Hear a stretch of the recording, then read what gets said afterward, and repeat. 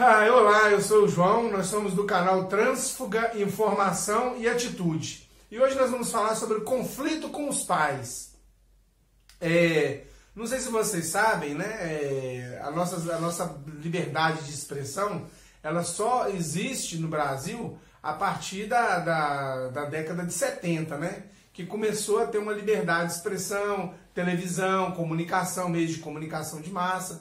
E como naquela época só pessoas ricas tinham televisão, as programações eram bem educativas, né? Elas formavam realmente as pessoas. Mas na medida em que as pessoas que tinham da camada popular, que não tinham tanto estudo, né, tanta escolarização, começaram a adquirir os seus televisores, a televisão caiu de produção, né, de nível de conhecimento, né, de qualidade, para poder atender ao público maior, e a educação passou a ser privada também.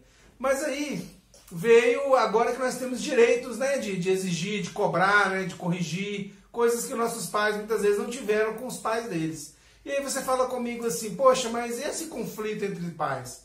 Olha, nós vivemos num país violento, né? Todo mundo que já passou por alguma opressão, a nossa história é de violência, os índios morreram, escravos morreram, pessoas sofreram na nossa sociedade. A nossa sociedade ela está num jugo de uma maldição com relação à violência que é incrível, né? Mata-se mais gente no Brasil por ano do que se matou na guerra do Vietnã e do Golfo juntas. Morre muita gente no Brasil, por motivo torpe, por assassinato, por vários motivos. E aí as pessoas têm essa violência como uma coisa natural. Bater no filho é natural, brigar, escorraçar o colega, matar, é uma coisa natural, virou a banalização da violência.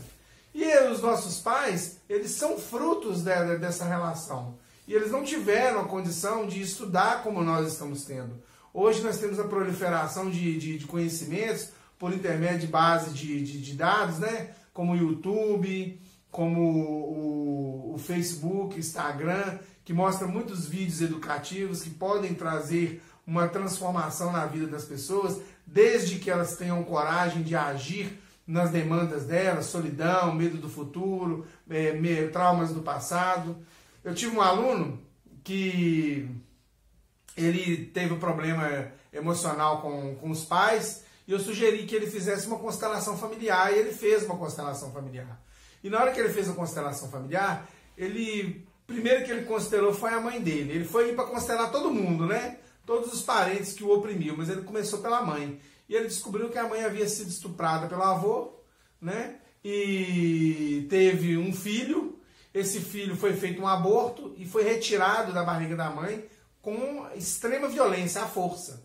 Então, assim, ele sempre pensou que ele era o segundo, ele era o segundo, ele era o segundo. E ele descobriu que ele realmente era o segundo, porque ele nunca soube que ele teve um irmão, mas ele teve um irmão. Então você vê que as pessoas passam por violência que às vezes é tão natural que para elas nem percebem. Nesse caso é perceptível, né? Mas há casos que não é perceptível. A rejeição, o medo da entrega, o medo da troca com o outro, a paranoia de que o outro vai machucar a gente, vai nos maltratar. Então as pessoas têm esse medo da entrega, dessa troca, né? Esse medo do que o outro vai pensar, o que o outro vai dizer de mim. Então, assim, se eu pudesse falar para você com relação a essas tretas que rolam com as nossas famílias, tenta entender o passado dos seus pais, tenta entender o passado dos seus avós, a sua ancestralidade, tenta entender como é que funciona a vida, a cultura organizacional da sua família, porque só quando você descobrir como a sua família funcionou, que você vai saber como que às vezes você foi vítima de uma violência,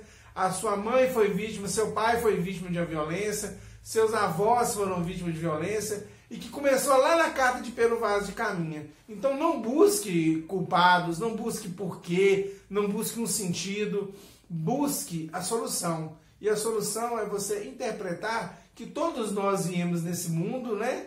E não pedimos para vir, e nós não pedimos para sair dele, e o que resta de nós é um pedaço entre o começo e o fim, que nós vamos gozá-lo com muita sabedoria, muita satisfação, muito orgulho, e interprete o seu passado. Interprete. Busque analisar o seu passado, o passado dos seus pais, o passado dos seus avós. Tenta entender a conjuntura da sua família, pai, mãe, irmãos.